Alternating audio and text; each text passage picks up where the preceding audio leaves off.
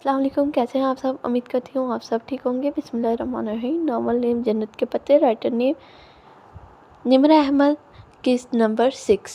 یہ کچھ پچھلے پارٹ کا رہ گیا تھا تو میں تھوڑا سا وہ ایکسپلین کروں گی، باقی ناول سٹارٹ کرتے ہیں۔ اینڈ پلیز آپ سبسکرائب نہیں کرتے، آپ پلیز سبسکرائب کر کے جائیں تاکہ ہمیں بھی سپورٹ ملے اور ہم بھی آپ کے لیے اچھے اچھے ناول لے کے آئیں۔ اور آپ یہ کمنٹ کر کے ضرور بتائیے کہ میں نے اگلا ناول آتش والا ڈالنا ہے۔ آپ بتائیں آپ کو یہ سننا پسند لگے گا؟ جب حال نور استنبول کی شان میں ایک لمبا سا قصیدہ پڑھ کر فارغ ہوئی تو مسز عبداللہ نے گہری سانس لی۔ خدا کرے تمہارا واسطہ کبھی عبد الرحمن پاشا سے نہ پڑے۔ حیا نے دھیرے سے کانٹا واپس پلیٹ میں رکھا۔ ایک دم پورے ہال میں اتنا سناٹا چھا گیا تھا کہ کانٹے کی کان سے ٹکرانے کی آواز سب نے سنی۔ کون پاشا؟ ڈی جے نے الجھ کر مسز عبداللہ کو دیکھا۔ وہ ممبئی کا ایک اسمگلر ہے، یورپ سے ایشیا اسمگل کرتا ہے۔ استنبول میں اگر چڑیا کا بچہ بھی لاپتہ ہو جائے تو اس میں پاشا کا ہاتھ ہوتا ہے۔ باسفورس کے سمندر میں ایک جزیرہ ہے، بوگ ادا۔ اس جزیرے پہ اس کا مافیا کا راج ہے اور میری ماما کو خواب بہت آتے ہیں۔ ان کی بیٹی نے خوبکی سے ان کو دیکھا۔ یہ لڑکیاں سمجھتی ہیں میری عقل میرا ساتھ چھوڑنے لگی ہیں۔ بالکل ٹھیک سمجھتی ہیں۔ اور ایکسچینج اسٹوڈنٹس، کان کھول کر سن لو۔ حالے نے قطرے تلملا کر مداخلت کی۔ استنبول میں ایسا کوئی کرائم دین نہیں ہے، یہ سب گھریلو عورتوں کے افسانے ہیں۔ یہاں کوئی بھارتی اسمگلر نہیں ہے۔ دونوں طرف لڑکیاں اپنے تئی بات ختم کر کے اب سویٹ ڈش کی طرف متوجہ ہو چکی تھی۔ خدیجہ بھی ان کی باتوں پہ مطمئن ہو کر شکرپارے کھانے لگی تھی، مگر حیا کے حلق میں بہت میٹھے سے شکرپارے کہیں اٹک سے گئے تھے۔ ابوظہبی انٹرنیشنل ایئرپورٹ پر اس نے اس حبشی کے منہ سے پاشا کا نام سنا تھا۔ وہ نہایت مزمل سا اپنی بیوی سے عربی میں بات کر رہا تھا، اپنے بیٹے کا لاج کا ذکر، مگر ہو سکتا ہے کہ وہ کسی اور پاشا کے کام کا ذکر کر رہا ہو۔ اور واقعی ترک گھریلو عورتوں کے افسانوں پاشا کا کوئی وجود نہ ہو۔ الوداعی لمحات میں جب باقی سب آگے نکل چکے تھے تو مسز عبداللہ نے دھیرے سے حیا کے قریب سرگوشی کی۔ یہ لڑکیاں استنبول کی برائی نہیں سن سکتی۔ تمہیں اس لیے بتایا ہے کہ تم کرائم سے ڈرتی ہو اور خوبصورت بھی ہو۔ خوبصورت لڑکیوں پر عموماً ایسے لوگ نظر رکھتے ہیں۔ حیا نے چونک کر انہیں دیکھا۔ ان کے جھریوں زدہ چہرے پر سچائی بکھری تھی۔ وہ واقعی اپنا وجود رکھتا ہے۔ وہ بالکل سنسی ہوئی انہیں دیکھے گئی۔ کیا افواہوں کا خوب مجسم صورت میں ان کے سامنے آ گیا تھا، یا ان کی عقل واقعی ان کا ساتھ چھوڑ ہی تھی؟ شام کے سائے گہرے پڑ رہے تھے جب وہ سبانچی یونیورسٹی پہنچی۔ سبانچی امرا کی جامعہ تھی۔ وہاں 4 ماہ کی ایک سیمسٹر کی فیس بھی $10,000 سے کم نہ تھی۔ شہر سے دور مسافات میں واقع وہ قدرے گولائی میں تعمیر کردہ عمارت بہت پرسکون دکھتی تھی، چونکہ وہ جگہ استنبول شہر سے قریباً 45 منٹ کے فاصلے پر تھی۔ اس لیے سبانچی میں ڈے اسکالرز نہیں ہوتے تھے۔ اس کے تمام طلبات باشمول حالے نور جیسے لوگوں کے جن کے گھر استنبول میں ہی تھے، ہاسٹل میں رہائش پذیر تھے۔ یونیورسٹی کی عمارت سے دور برف سے ڈھکے میدانوں میں ایک جگہ تھوڑے فاصلے پر اونچی عمارتیں کھڑی تھیں۔ وہ ان کے رہائشی ڈوم بلاکس تھے، انگریزی حرف ایل کی صورت کھڑی 3 منزلہ عمارتیں جن کے کمروں کے آگے بالکنیاں بنی تھیں۔ 6 کمرے ایل کی ایک لکیر پر تھے اور 6 دوسری لکیر پہ تھے۔ تمہارا کمرہ دوسری منزل پر ہے، حالے نے اس کا سامان گاڑی سے نکالتے ہوئے بتایا۔ حیا اور ڈی جے دوسرا بیگ گھسیٹ کر لا رہی تھی۔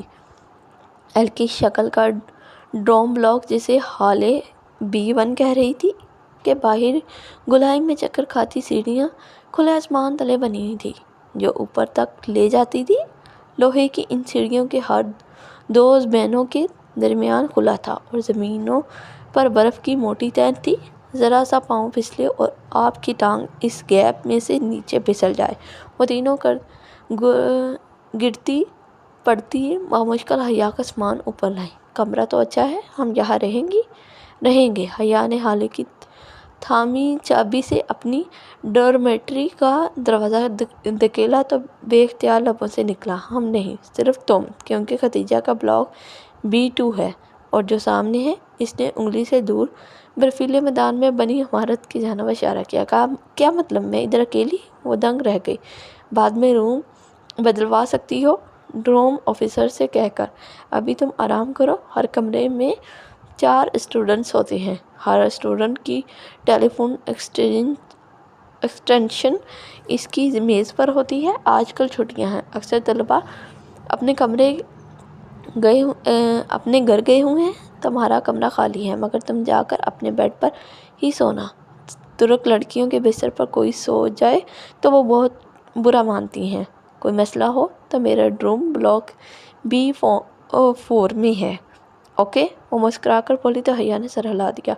डीजे ने बेचारगी से इसे देखा और हाले के साथ सीढ़ियाँ उतरने लगी। हाले, सुनो, इस बिल्डिंग के पीछे क्या है? किसी ख्याल के तहत इसने पूछा। हाले मुस्कुरा कर पलटी और बोली, जंगल। फिर वो दोनों जीने उतर गई। हया एक झुरझुरी लेकर पलटी और अंदर कमरे में कदम रखा। कमरा खूबसूरती से आरास्ता था।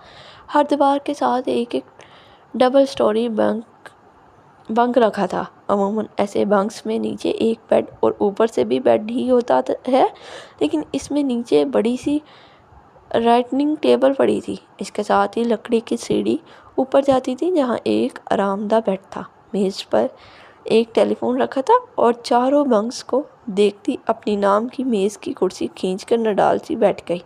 वो एक थका देने वाला दिन साबित हुआ था, मगर अभी वो थकन के बजाय अजीब सी उदासी में घिरी थी। गैर मुल्क, गैर खत्ता, गैर जगह और तन्हा कमरा जिसके पीछे जंगल था। इसे जाने क्यों बेचैनी होने लगी। वो फ्रेश होने के लिए उठी और दरवाजे की तरफ बढ़ी ताकि बाहर कहीं बाथरूम ढूंढे। अभी इसने दरवाज़ा खोला ही था कि 2 कमरे छोड़कर एक कमरे का दरवाज़ा खुला और इसमें एक लड़का बैग उठाए निकला। इसने जल्दी से दरवाज़ा बंद किया और फिर मकफल कर दिया। गर्ल्स हॉस्टल में लड़का, अगर पाकिस्तान में होती तो यकीनन यही सोचती, मगर ये बात तो सबाजी के प्रस्पेक्टिस में पड़ चुकी थी कि वो मखलूत हॉस्टल था। अलबत्ता एक कमरे के अंदर सिर्फ एक ही सनफ के अफराद रह सकते थे। वो बददिल सी होकर वापस कुर्सी पर आ बैठी। सामने वाली दीवार पर एक सफ़ेद और स्याह तस्वीर अवैज़ा थी। पेंसिल से बनाया गया वो खाका एक कुल्हाड़ी का था, जिसके फल से खून की बूंदें गिर रही थी। खाका बेरंग था, मगर खून के कतरों को शौक सुर्ख रंग से बनाया गया था। इसने झुरझुरी लेकर दूसरी दीवार को देखा। वहाँ एक लड़की के चेहरे का बेरंग पेंसिल से बना खाका टंगा हुआ था। वो तकलीफ की शिद्दत से आंखें नीचे हुए थी। इसकी गर्दन पर छुरी चल रही थी। वो इससे बरकीले सुर्ख खून के कतरे टपक रहे थे। वो मुसरफ सी उठ खड़ी हुई। इन तस्वीर वाली दीवार के साथ लगे बंक की मेज़ पे बहुत से चाकू और छुरियाँ कतार में रखे थे। हर साइज़, हर किस्म और हर दार का चाकू, जिनके लोहे के फल मदम रोशनी में चमक रहे थे। वो एकदम बहुत खौफजदा होकर बाहर टपकी। कॉरिडोर में बहुत अंधेरा था। दूर नीचे बर्फ से ढके मैदान दिखाई दे रहे थे। वो तेज़ी से सीढ़ियों की जानिब बढ़ी। जैसे ही इसने पहले जीने पर कदम रखा, ऊपर छत पर लगा बल्ब एकदम जल उठा। वो ठटक कर रुकी और गर्दन घुमाई। कॉरिडोर खाली था, वहाँ कोई नहीं था। फिर बल्ब किसने जलाया? इसकी गर्दन की पुष्ट के बाल खड़े होने लगे।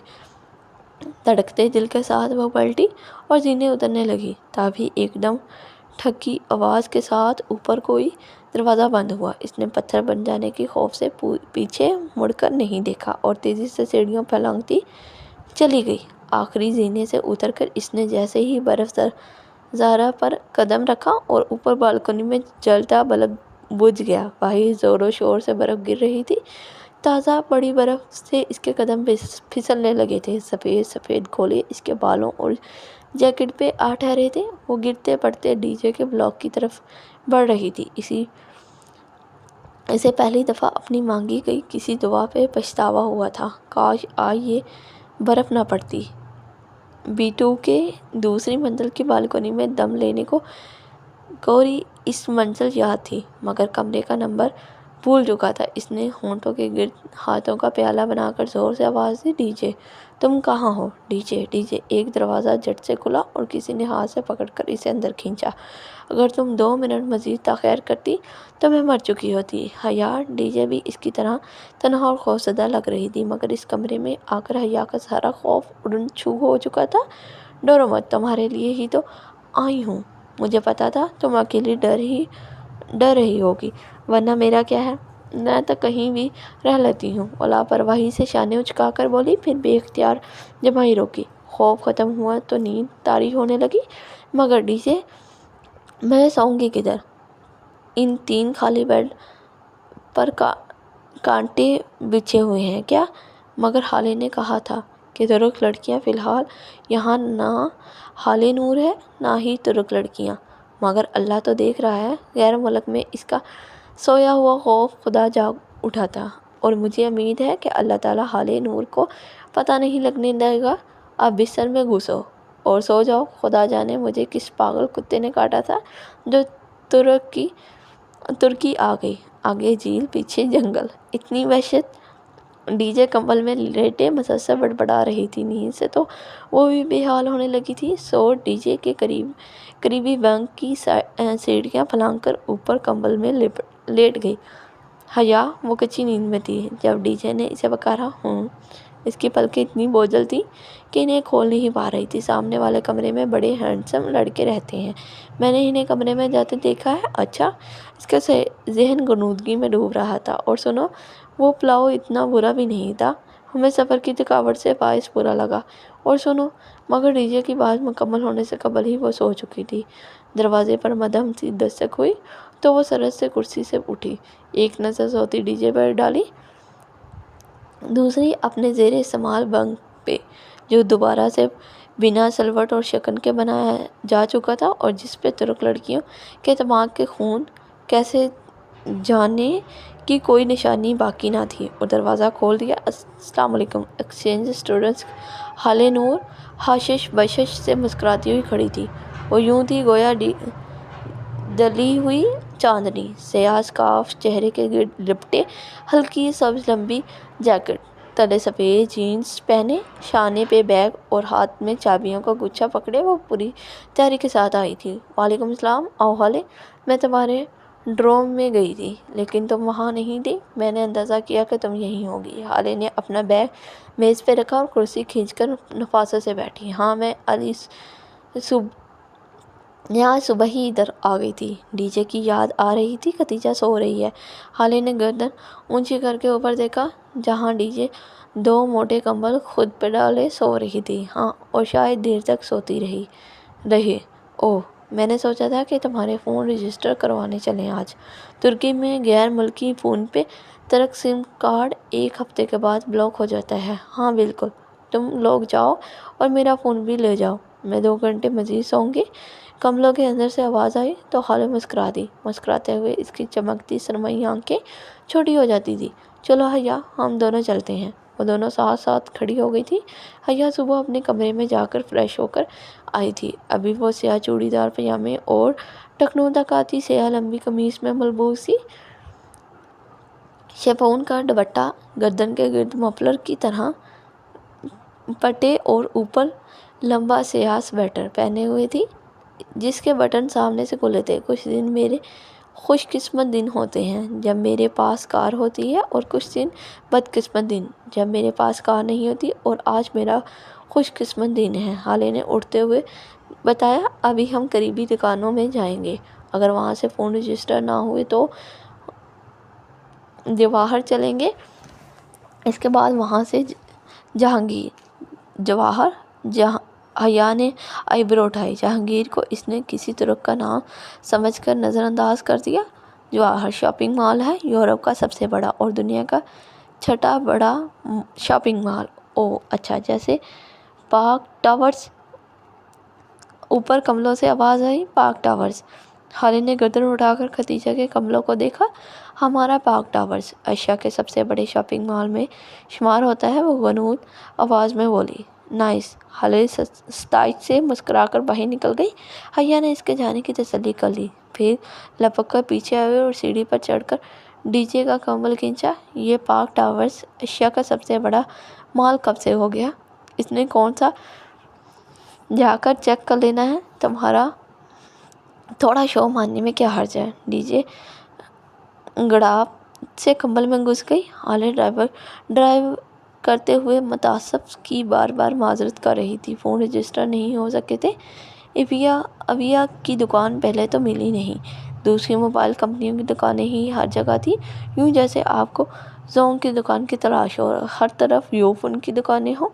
मुश्किल एक दुकान मिली तो इसका मैनेजर शॉप बंद करके जा रहा था। लाख मिनटों पर भी इसने दुकान नहीं खोली और चला गया। अब हाले मुसलसल शर्मिंदगी का इजहार कर रही थी। बस करो हाले, बाद में हो जाएगा, अब मुझे शर्मिंदा मत करो। खैर तुम्हारा दूसरा काम तो करूं, जहांगीर चलते हैं। हाले ने गहरी सांस अंदर खींची। गाड़ी सड़क पर रवादवा थी और खिड़की के बाहर हर सू बर्फ दिखाई दे रही थी। तुम्हें एड्रेस दिखाओ, हम पहुंचने वाले हैं। किधर? हया ने नासमझी से ड्राइव करती हाले को देखा। जहांगीर, और किधर? वहाँ क्या है? तुम्हारी आंटी का घर। कल कहा जो था कि तुम्हें ले जाऊंगी, सुबह बताया भी था, भूल गई? तुम मुझे इधर लेकर जा रही हो? वो हक्का बक्का रह गई। हाँ ना, अब एड्रेस बताओ। स्ट्रीट्स नंबर तो मुझे याद रह गया था, आगे बताओ। ओह हाले, इसने बड़बड़ाकर परस से तड़ा मुड़ा सा कागज़ निकाला। इसने कागज़ पर देखा, वहाँ इलाके का नाम चियांगीर लिखा था। वो इसे सियांगीर पढ़ती थी। अब इसे याद आया कि तुर्कों का सी जीम की आवाज़ से पढ़ा जाता है। अगर इसे ज़रा सा भी अंदाज़ा होता कि इधर जाना है तो वो तहफ़ ही उठा लेती जो अम्मा ने भेजे थे। ज़रा अच्छे कपड़े ही पहन लेती, थोड़ा सा मेकअप ही कर लेती। लो, ये तो सामने ही था, अब तुम जाओ, मुझे इधर थोड़ा काम है। मेरा नंबर तुमने फ़ोन में फील्ड कर लिया है ना? जब फ़ारुक होना तो मुझे कॉल कर लेना। मैं आ जाऊँगी, घंटा तो मुझे लग ही जाएगा, फिर खाने साथ खाएंगे। गाड़ी रुक चुकी थी। हया ने बेतवज्जही से इसकी हदायत सुनी और दरवाज़ा खोलकर नीचे उतरी। इसके दरवाज़ा बंद करते ही हाले गाड़ी जन से भगा ले गई। वो एक खूबसूरत छोटा सा बंगला था। बैरूनी चार दीवारी के बजाय सफ़ेद रंग की लकड़ी की बाड़ लगी थी। गेट में लकड़ी की बाड़ का बना था। गेट के पीछे छोटा सा बगीचा था और इसके आगे वो बंगला। बंगले की गुलाबी छत मखरूती थी। दाखिली सफ़ेद दरवाज़ा ज़रा ऊंचा था। इस तक चढ़ने के लिए 2 स्टेप्स बने थे। स्टेप्स के दोनों तरफ खुश रंग फूलों वाले गमले रखे हुए थे। ये थी वो छोटी सी जन्नत जिसमें वो रहता था और जिससे बाहर निकलने का इसने कभी नहीं सोचा था। वो गेट को धकेलकर पत्थरों की रोशा पर चलती इन स्टेप्स तक आई। ऊंचे सफ़ेद दरवाजे पे सुनहरी रंग की तख्ती लगी थी, सिकंदर शाह। वो तरक बच्चों में लिखा नाम इसके फूफा का ही था। घंटी की तलाश में इसने इधर उधर निगाह दौड़ाई। इस घर में बहुत सी लकड़ी की खिड़कियां बनी थी और शायद कोई खिड़की खुली भी थी जिससे मसलसल एक ठक ठक की आवाज़ आ रही थी, जैसे कोई हथौड़े या कुल्हाड़ी को लकड़ी पे ज़ोर से मार रहा हो। इसने कपकपाती उंगली घंटी पे रखी और सुनहरी डोर नॉब के चमकते दांत में अपना अक्स देखा। काजल से लबरेज बड़ी बड़ी सी आंखें, दोनों शानों पे फिसल कर नीचे गिरते लंबे बाल और सर्दी से सुर्ख पड़ती नाक। वो सियाह लिबास में चीनी की मूरत लग रही थी, घबराई हुई परेशान सी मूरत। इसने घंटी से उंगली हटाई तो ठक ठक की आवाज़ बंद हो गई। चंद लम्हे बाद लकड़ी के फर्श पर कदमों की छाप सुनाई दी। कोई अनजानी ज़बान में बड़बड़ाता दरवाज़ा खोलने आ रहा था। वो लब काटते हुए किसी मुजरिम की तरह सर झुकाए खड़ी थी। जब दरवाज़ा खुला, चौखट पर बिछे डोर मैट पे इस दरवाज़ा खोलने वाले के पाँव दिखाई दिए। इसकी निगाहें धीरे से ऊपर उठती गई। ब्लू जीन्स और ऊपर ग्रे स्वेटर में मलबूस वो एक हाथ में हथौड़ी पकड़े खड़ा था। स्वेटर की आस्तीनें इसने कोहनियों तक मोड़ रखी थी और इसके कसरती बाजू झलक रहे थे। हया ने धीरे से चेहरा उठाकर इसे देखा। इसका सांस लम्हे भर को सख्त हुआ था। वो वैसा ही था जैसे अपने बचपन की तस्वीर में लगा करता था। वही बुरे माइल बाल जो बहुत स्टाइलिश अंदाज में माथे पर गिरते थे। पुरकशिश आंखें, उठी मगरूर नाक, सुनहरी रंगत के तीखे नकूश। वो माथे पे तेवरी लिए आंखें सुकेड़े इसे देख रहा था। सन इसने तुर्क में कुछ पूछा तो वो चौंकी। सबीन सिकंदर का घर यही है? जी यही है, वो अंग्रेज़ी में बताकर सवाल किया। जहाँ इसी निगाहों से इसका चेहरा देखने लगा, इसे लगा वो स्फर्स के पल पे हथेलियाँ फैलाए کھڑی ہے اور نیلے پانیوں کو چھو کر آتی ہوا اس کے بال پیچھے کو اڑا رہی ہے۔ کسی گہرے خواب کی زیر اثر تھی، حسین خواب کے۔ میں ان کی مہمان ہوں، پاکستان سے آئی ہوں، وہ اٹک اٹک کر بول رہی تھی۔ اس کے سامنے اس کی ساری خود اعتمادی ہوا ہو گئی تھی۔ ایک دم خود کو بہت کمزور محسوس کرنے لگی تھی۔ کیسی مہمان؟ اس کا اندازہ اکھڑا اکھڑا سا تھا، جیسے وہ کسی ضروری کام میں مصروف تھا جس میں حیا مخل ہوئی تھی۔ میں حیا ہوں، حیا سلیمان۔ اس نے پر امید نگاہوں سے جہان سکندر کا چہرہ دیکھا کہ ابھی اس کا نام سن کر اس کی پرکشش آنکھوں میں شناسائی کی کوئی رمق۔ کون حیا سلیمان؟ اس کے قدموں تلے بوسفورس کا پل شک ہوا تھا۔ وہ بے دم سے نیچے گہرے پانیوں میں جا گری تھی۔ کون حیا سلیمان؟ بے آواز لہراتے ہوئے وہ سونسی ہوئی اسے تک رہی تھی۔ اس کی پلکیں چپکنا بھول گئی تھی۔ اس شخص کے چہرے پر زمانے بھر کی بیزاری اور اجنبیت تھی۔ پہچانے یا نہ پہچاننے کا تو سوال ہی نہ تھا۔ جہان سکندر تو اس سے واقف ہی نہ تھا۔ کون؟ مدام، اس نے قدرے اکتا کر دہرایا۔ حیا نے خفیف سا سر جھٹکا، پھر لب بھینچ لیے۔ میں سبین پھوپھو سے ملنے آئی ہوں، ان کے بھائی سلیمان کی بیٹی ہوں، وہ جانتی ہیں مجھے۔ اوکے، اندر آ جاؤ۔ عائشہ نے اچکا کر واپس پلٹ گیا۔ وہ جھجک کر اوپر زینے پر چڑھی۔ پائیدان کو دیکھ کر کچھ یاد آیا تو فوراً پیر جوتوں سے نکالے اور لکڑی کے فرش پر قدم رکھا۔ فرش بے حد سرد تھا۔ دور راہداری کے اس پار جہاں اس نے جہان کو جاتے دیکھا تھا، وہاں سے ہتھوڑے کی ٹھک ٹھک پھر سے شروع ہو چکی تھی۔ وہ راہداری عبور کر کے کچن کے دروازے میں آ کھڑی ہوئی۔ امریکی طرز کا کچن نفاست سے آراستہ تھا۔ عین وسط گول میز کے گرد 4 کرسیوں کا پھول بنا تھا۔ ایک جانب کاؤنٹر کے ساتھ وہ حیا کی جانب پشت کیے کھڑا تھا۔ اس کے ہاتھ میں ہتھوڑی تھی جس سے وہ اوپر کیبنٹ کے کھلے دروازے کے جوڑ پر زور زور سے ضربیں لگا رہا تھا۔ وہ چند لمحوں کے شیشو پنج کے بعد ڈیڑھ بن کر آگے آئی اور قدرے آواز کے ساتھ کرسی کھینچی۔ وہ بے اختیار چونک کر پلٹا۔ Drawing room. خیر۔ وہ ناگواری سے لب بھینچ کر واپس کیبنٹ کی طرف مڑ گیا۔ اس نے ایک ہاتھ سے کیبنٹ کے دروازے کے جوڑ پہ کسی شے کو پکڑ رکھا تھا اور دوسرے ہاتھ سے ہتھوڑی مار رہا تھا۔ حیا سلیمان نے زندگی میں کبھی اتنی تذلیل محسوس نہیں کی تھی۔ ماما، ماما۔ چند لمحے گزرے تو وہ اسی طرح اپنے کام کی طرف متوجہ، چہرے پر ڈھیروں سنجیدگی لیے پکارنے لگا۔ وہ انگلیاں مروڑتی ٹانگ پر ٹانگ رکھے سر جھکائے بیٹھی تھی۔ دفعتاً چوکھٹ پہ آہٹ ہوئی تو سر اٹھایا۔ راہداری سے برتن ہاتھ میں لیے سبین پھوپھو اسی پل کچن میں داخل ہوئی تھی۔ کندھوں تک آتے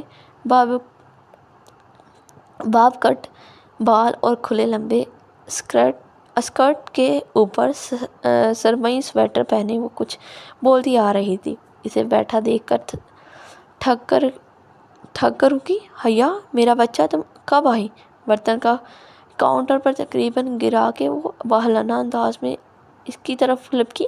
وہ جو جہاں کے سرد مہ رویے پہ بد دل سی بیٹھی تھی، گڑبڑا کر اٹھی، بہت گرم جوشی سے اسے گلے لگا کر اس کی پیشانی چومی، پھر بے حد محبت اور اپنائیت بھری نم آنکھوں سے مسکرا کر اس کا چہرہ دیکھا۔ فاطمہ نے بتایا تھا کہ تم کچھ روز تک آؤ گی ملنے۔ میں سوچ رہی تھی کہ تم تھکن اتار لو گی تو میں خود ہی تم سے ملنے آؤں گی۔ کیسی ہو تم؟ کتنی پیاری ہو گئی ہو۔ وہ اب اس کے ساتھ والی کرسی پہ بیٹھی محبت سے اس کا ہاتھ تھامے کہہ رہی تھی، میں ٹھیک ہوں پھوپھو، آپ کیسی ہیں؟ وہ بدقط مسکراتی انہی کی طرف انگریزی میں گفتگو کر رہی تھی۔ تم کتنی بڑی ہو گئی ہو، آنکھیں تو بالکل سلیمان بھائی جیسی ہیں۔ لوگ کہتے ہیں میری آنکھیں میری اماں سے ملتی ہیں پھوپھو۔ وہ ہلکا سا جتا گئی۔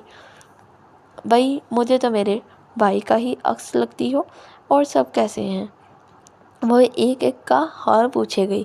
وہ سب کی خیریت بتا کر کہنے لگی، آپ داور بھائی کی شادی میں نہیں آئی؟ داور بھی کتنا بڑا ہو گیا ہے، ماشاءاللہ۔ شادی بھی ہو گئی؟ کیسی رہی شادی؟ میں نے ویڈیو دیکھی تھی تمہاری۔ اس نے چونک کر انہیں دیکھا۔ کون سی ویڈیو؟ اس کا سانس رکنے لگا۔ ایک دم ہی کمرے میں بہت گھٹن ہو گئی۔ وہ جو داور کے ولیمے پہ اسٹیج پر بنی گئی تھی، تم نے ریڈ فراک پہن رکھی تھی۔ میں نے روہیل کے فیس بک پہ دیکھی تھی۔ روہیل سے کانٹیکٹ ہے آپ کا؟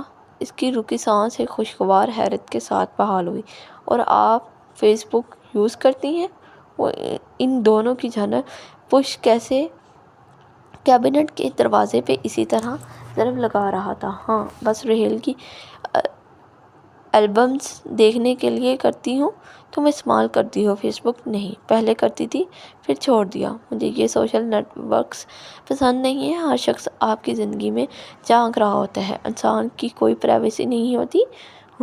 اوہ حیا، تم جہان سے ملی؟ ایک دم خیال آنے پر انہوں نے گردن پھیر کر اپنے بیٹے کو دیکھا جو چہرے پر ڈھیروں سختی لیے اپنے کام کی طرف متوجہ تھا۔ جہان، تم حیا سے ملے ہو؟ یہ سلمان بھائی کی بیٹی ہے، روہیل کی بہن اور تمہاری فرسٹ کزن۔ مل چکا ہوں۔ اب جھک کر دراز سے کیل نکال رہا تھا۔ یہ رشتہ داریاں یاد رکھنے کے معاملے میں بہت پورا ہے، جیسے کوشش تو کرتا ہے وہ، اور اسے رشتے یاد بھی رہتے ہیں۔ دراصل پھوپھو انسان کو رشتے تب یاد رہتے ہیں جب اس کے ماں باپ اسے رشتے یاد دلائیں۔ بچوں کا کیا قصور؟ سارا قصور والدین کا ہوتا ہے۔ اگر والدین ہی کبھی اولاد کو رشتے داروں سے نہ ملائیں تو الزام کسی کے سر رکھا جائے۔ سبین پھوپھو کا جوش و خروش سے چمکتا چہرہ پھیکا پڑ گیا، مگر وہ اسی طرح تلخی سے کہتی جا رہی تھی۔ جہان اب بھی کام میں مصروف تھا۔ مثلاً اب آپ لوگ ہیں، آپ کئی دہائیوں سے ادھر مقیم ہیں اور شاید آپ کا واپس آنے اور اپنے خونی رشتہ سے ملنے کا دل ہی نہیں چاہتا، تو ہے نا یہ انفیئر نہیں؟ پھوپھو کا چہرہ سفید پڑ گیا تھا، لٹھے کی مانند سفید اور پھیکا۔ پھر وہ بدقط ذرا مسکرائی اور سر جھٹکا۔ ٹھیک کہہ رہی ہے وہ، بس کبھی آ ہی نہیں سکے۔ وہ اب مطمئن تھی، اپنے لہجے پر اسے قطعی افسوس نہیں ہوتا۔ یہ ان لوگوں کی بے رخی تھی جس کے باعث اس کا ان سے تعلق ایک سوالیہ نشان بن کے رہ گیا تھا۔ وہ زمین اور آسمان کے درمیان معلق تھی۔ کسی کی منقوہ ہو کر بھی خاندان کے لڑکے اس سے امیر لگانے لگے تھے۔ اس کی کڑوی دوڑائی کا ذرا سا ذائقہ یہ ذمہ دارانہ بھی تو چکھے، جنہیں اپنے بیٹے کو یہ بتانا یاد رہا تھا کہ وہ اس کی کزن تھے۔ اور بس دفعتاً اس کی نگاہیں فریج کے اوپر رکھے فوٹو فریم پر پڑی۔ اس میں ایک خوش شکل درمیانی عمر کے صاحب مسکرا رہے تھے، سر پہ آرمی کی کیپ اور کندھوں پہ سجے تگمے اور پھول ستارے۔ یہ پھوپھا ہے؟ وہ گردن اٹھا کر حیرت سے تصویر دیکھنے لگی۔ سبین پھوپھو نے اس کی نگاہوں کے تعاقب میں دیکھا اور دھیرے سے سر ہلا دیا۔ انسان کو رشتے تب یاد رہتے ہیں جب اس کے ماں باپ اس کو رشتے یاد دلائیں۔ وہ پلٹے بنا خاصا جتا کر بولا تو حیا چونکی۔ وہ تو اسے اتنا لاتعلق سمجھ رہی تھی، اس کا خیال تھا جہان نے اس کی تلخ باتوں پہ دھیان نہیں دیا، مگر نہیں، وہ بظاہر نظر انداز کیے سب سن رہا تھا۔ وہ ذرا محتاط سی ہو کر سیدھی ہوئی۔ میرا مطلب تھا پھوپھا آرمی میں تھے، پاکستان آرمی میں نہیں۔ جہان ہتھوڑی سلیب پر رکھ کر آگے بڑھا اور فریج پہ رکھا فریم گرا دیا۔ تصویر والی طرف فریج کی چھت پہ سجدہ ریز ہو گئی۔ حیا، تم نے کھانا تو نہیں کھایا نا؟ میں بس لگا رہی ہوں۔ پھوپھو اب سنبھل کر دوبارہ سے حشش بشش ہو گئی تھی۔ حیا جواب دیے بنا تاخیر سے فریج کے اوپر اوندھے منہ گرے فریم کو دیکھے گئی۔ اس کے ایک سوال کے جواب میں جس بدمزاجی سے جہان نے فریم گرایا تھا وہ ابھی تک اس پہ گنگ تھی۔ ممی، آپ کا کیبنٹ ریڈی ہے۔ وہ اب کیبنٹ کا دروازہ کھول بند کر کے چیک کر رہا تھا۔ تھینک یو جہان۔ اور باتھ روم کا نل بھی؟ پھوپھو نے گول میز پر پلاؤ کا بڑا سا پیالہ رکھتے ہوئے اسے یاد دلایا۔ آئے ہائے، پھر وہی بدمزہ پلاؤ؟ وہ خفیف سا سر جھٹک کر رہ گئی۔ رہنے دے پھوپھو، میں کوئی اگر مگر نہیں، میں تمہارے لیے کچھ خاص نہیں بنا سکی، سو مجھے انکار کر کے اب شرمندہ نہ کرنا۔ جہان اب دراز سے ڈبہ نکال کر اندر رکھی چیزیں الٹ پلٹ کر رہا تھا۔ دفعتاً ڈور بیل بجی۔ جہان نے رک کر راہداری کی سمت دیکھا، پھر ڈبہ وہیں چھوڑا اور باہر نکل گیا۔ شروع کرو حیا، پھوپھو نے مسکراتی آنکھوں سے دیکھتے ہوئے اسے پلیٹ تھمائی۔ اس نے شکریہ کہہ کر چاول اور تھوڑا سا لوبیا کا مسالہ نکالا۔ راہداری کے اس پار جہان کسی مرد سے ترک میں کچھ بول رہا تھا، دونوں کی مدھم سی آواز میں سنائی دے رہی تھی۔ دوسرے ہی چکھ میں وہ پلاؤ اسے مزیدار لگنے لگا۔ ڈی جے صحیح کہتی تھی، ان کو کھانا صرف سفر کی معطلی کے باعث بدمزہ لگا تھا۔ وہ آپ کے ہاتھ میں بہت ذائقہ ہے یا اس کا چمچ پکڑے منہ تک جاتا اور ہاتھ دونوں رک گئے۔ بے یقینی سے اس نے گردن موڑی جہاں راہداری سے اسے پکارتا آ رہا تھا۔ کیا اس مغرور اور بددماغ آدمی کو اس کا نام یاد رہ گیا تھا؟ وہ دھیرے دھیرے سڑک کنارے چلنے لگی۔ رسید ابھی تک اس کے ہاتھ میں تھی۔ وہ گھنٹہ بھر پہلے تک خود اس بات سے ناواقف تھی کہ جہانگیر جا رہی ہے۔ پھر اس اے آر کو کیسے لوں گا؟ کیا وہ اس کا پیچھا کر رہا تھا؟ کیا اس کا تعاقب کیا جا رہا تھا؟ لیکن ایک پاکستانی آفیسر کے ایک غیر ملک میں اتنے ذرائع کیسے ہو سکتے ہیں؟ صرف اسے تنگ کرنے کے لیے اتنی لمبی چوڑی منصوبہ بندی کون کرے گا؟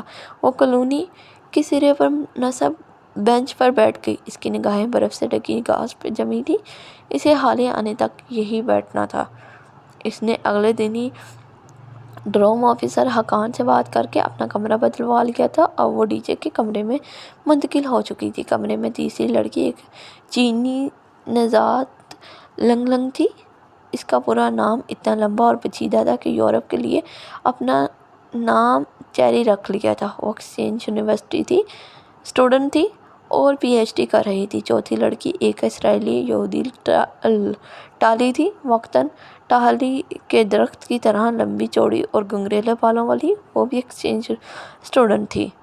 اور اس کے ساتھ والے کمرے کے فلسطینی ایکسچینج اسٹوڈنٹ، وہ ہینڈسم لڑکے جس کا ذکر ڈی جے نے پہلے روز کیا تھا، وہ فلسطینی لڑکے اور وہ اسرائیلی لڑکی ہر جگہ ساتھ ساتھ نظر آتے تھے۔ کیمپس کی سیڑھیاں ہوں یا ہاسٹل کا کامن روم، وہ چاروں ساتھ ہی ہوتے۔ ان کے پاسپورٹ چیک کرواؤ، یا تو یہ اسرائیلی نہیں ہے یا وہ فلسطینی نہیں ہے۔ اتنا اتحاد اور دوستی توبہ ہے بھئی۔ ڈی جے جب بھی ان کو ساتھ دیکھ کر آتی یوں ہی کرتی رہتی۔ حیا نے ابھی ان لڑکوں کو نہیں دیکھا تھا، نہ ہی اسے شوق تھا۔ تمام ممالک کے ایکسچینج اسٹوڈنٹ پیر تک پہنچ چکے تھے۔ وہاں کسی کو کسی ایکسچینج اسٹوڈنٹ کا نام معلوم نہیں ہوتا تھا، بس یہ فلسطینی ہے، یہ چائنیز ہے، یہ نارویجن ہے، یہ ڈچ ہے اور یہ دونوں پاکستانی ہیں۔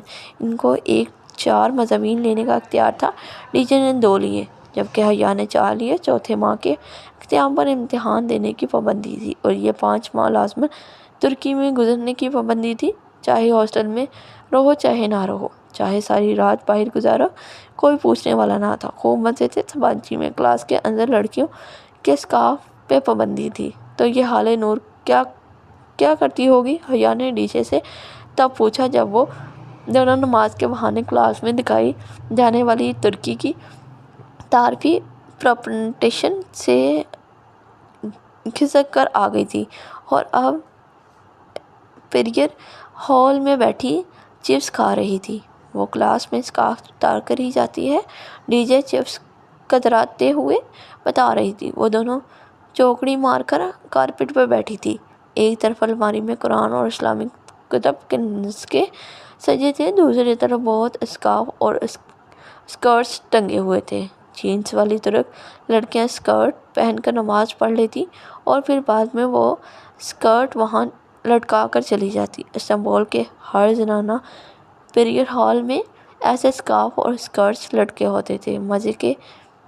مزے کی ہیں یہ حالِ نور بھی، وہ انگلی سے بال پیچھے کرتے ہوئے کہہ رہی تھی۔ اس نے بھی بلو جینس کے اوپر گلابی سویٹر پہن رکھا تھا۔ پاکستان میں تایا فرقان کی ڈانٹ کے ڈر سے وہ جینس نہیں پہن سکتی تھی، لیکن شکر کہ یہاں وہ لوگ نہیں تھے اور وہ زندگی کو اپنی مرضی سے لطف اندوز ہو کر گزار رہی تھی۔ پرسوں تم اپنی پھوپھو کے گھر گئی تھی، کیسا رہا ٹرپ؟ اچھا رہا۔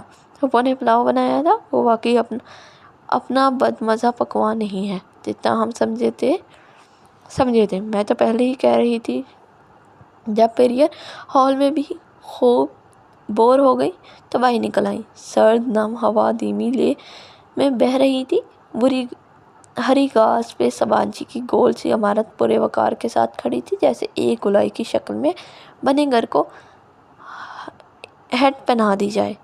شیشے کے اونچے داخلی دروازے کے سامنے سیڑھیاں بنی تھیں، سیڑھیوں کے دونوں اطراف سبزہ پھیلا تھا۔ وہ دونوں فائلیں تھامے زینیں اتر رہی تھی جب ڈی جے نے اس کا شانہ بلایا۔ یہ جو آخری زینے پہ 3 لڑکے کھڑے ہیں، یہ وہی فلسطینی لڑکے ہیں، دیکھو۔ ٹاہلی بھی ان کے ساتھ ہے۔ اس نے ہوا سے چہرے پہ آتے بال پیچھے ہٹائے اور دیکھا۔ وہ ہینڈسم اور خوش شکل سے لڑکے سیڑھیوں کے کنارے کھڑے باتوں میں مصروف تھے۔ آؤ ان سے ملتے ہیں۔ مجھے دلچسپی نہیں ہے، تم جاؤ، مجھے ذرا کام ہے۔ وہ گٹ زمینہ اترتی آگے بڑھ گئی۔ ڈی جے نے اسے نہیں پکارا، وہ ان فلسطینیوں کی جانب چلی گئی، اور وہ یہی چاہتی تھی۔ ڈی جے سے دوستی اپنی جگہ، فی الحال وہ خوب آزادی سے استنبول کو کھوجنا چاہتی تھی، اکیلی اور تنہا۔